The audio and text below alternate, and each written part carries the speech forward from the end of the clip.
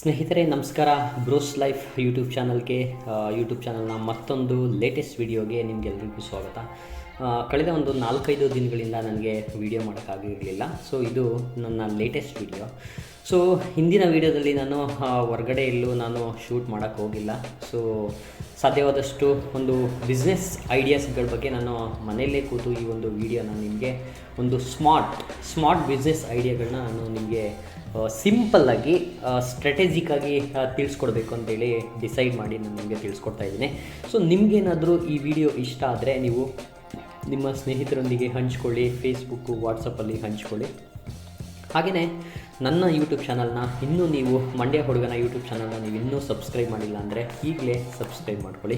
ಸ್ನೇಹಿತರೆ, ಮೊದಲನೇದಾಗಿ ಒಂದು ಸ್ಮಾರ್ಟ್ ಬಿಸ್ನೆಸ್ ಐಡಿಯಾಸ್ನ ಒಂದು ಮೊದಲನೇ ಐಡಿಯಾಸ್ ಏನಪ್ಪ ಅಂತ ಹೇಳಿದ್ರೆ, ನೀವೇನಾದರೂ ಒಂದು ನಗರ ಪ್ರದೇಶಗಳು, ಪಟ್ಟಣ ಪ್ರದೇಶಗಳಲ್ಲಿದ್ದರೆ ನಿಮಗೆ ಈ ಒಂದು ಬಿಸ್ನೆಸ್ ಐಡಿಯಾ ಖಂಡಿತ ವರ್ಕೌಟ್ ಆಗುತ್ತೆ. ಅದೇನಪ್ಪ ಅಂತ ಹೇಳಿದ್ರೆ, ಜಿಮ್ ಶಾಪ್ಗಳಿರುತ್ತೆ, ಜಿಮ್ ಸೆಂಟರ್ಗಳಿರುತ್ತಲ್ಲ, ಅದರ ಒಂದು ಅಕ್ಕಪಕ್ಕ ಅಥವಾ ಅದರ ಆಪೋಸಿಟ್ಟು ನೀವು ಎಗ್ ಶಾಪನ್ನು ಇಡಿ. ಅದು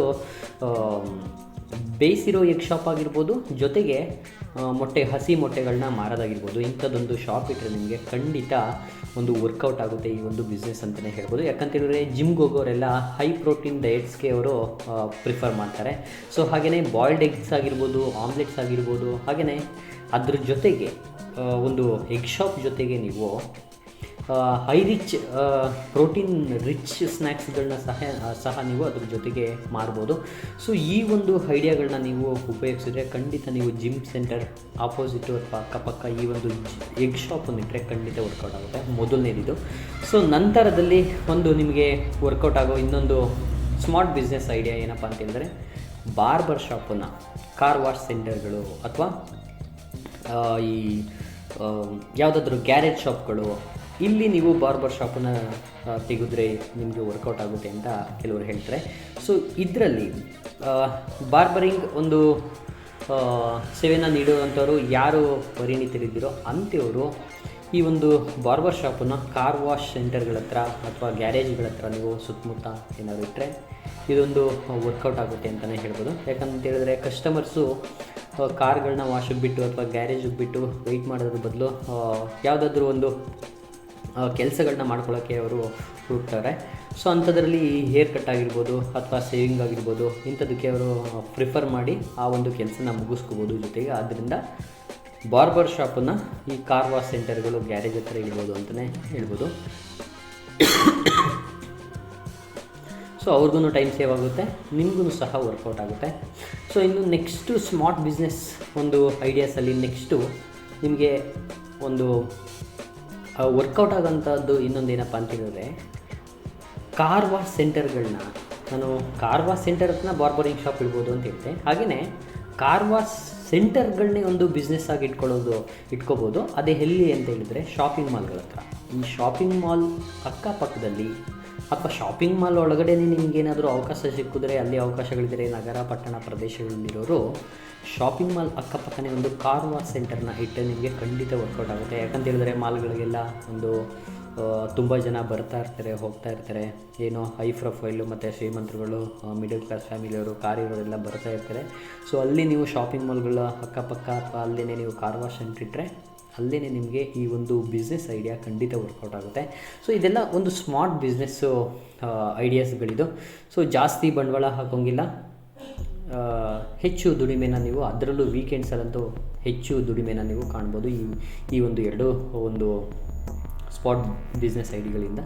ನೆಕ್ಸ್ಟು ಲಾಂಡ್ರಿ ಸರ್ವಿಸ್, ಅಂದರೆ ಐರನ್ ಶಾಪನ್ನು ನೀವು ಕಾರ್ಪೊರೇಟ್ ಆಫೀಸ್ಗಳ ಹತ್ರ ನೀವು ಸುತ್ತಮುತ್ತ ಇಟ್ಟರೆ ಅಥವಾ ಆಪೋಸಿಟ್ ಇಟ್ಟರೆ, ಮುಂದೆನೇ ಇಟ್ಟರೂ ಸಹ ನಿಮಗೆ ಒಂದು ವರ್ಕೌಟ್ ಆಗುತ್ತೆ. ಲಾಂಡ್ರಿ ಸರ್ವೀಸು ಬಿಸ್ನೆಸ್ ಪ್ರೊಫೆಷನಲ್ಗಳೆಲ್ಲ ಒಂದು ಕ್ಲೀನಾಗಿರಬೇಕು ಅಂತ ಇಷ್ಟಪಡ್ತಾರೆ, ಅದನ್ನೇ ಪ್ರಿಫರ್ ಮಾಡ್ತಾರೆ ಅವರು. ಸೊ ಆದ್ದರಿಂದ ನೀವು ಒಂದು ಲಾಂಡ್ರಿ ಶಾಪನ್ನು ಅಲ್ಲಿಟ್ಟರೆ ನಿಮಗೆ ಖಂಡಿತ ವರ್ಕೌಟ್ ಆಗುತ್ತೆ. ಈ ಕಾರಲ್ಲಿ ಬಂದವರೆಲ್ಲ ಮನೆಯಿಂದ ಒಂದು ಬಟ್ಟೆಗಳನ್ನ ತಂದು ನಿಮಗೆ ಅಲ್ಲೇ ಕೊಟ್ಬಿಟ್ಟು ಹೋಗ್ತಾರೆ, ಅಥವಾ ಗಾಡೀಲಿ ಬಂದು ಸಹ ಅಲ್ಲೇ ಕೊಟ್ಬಿಟ್ಟು ಹೋಗ್ತಾರೆ.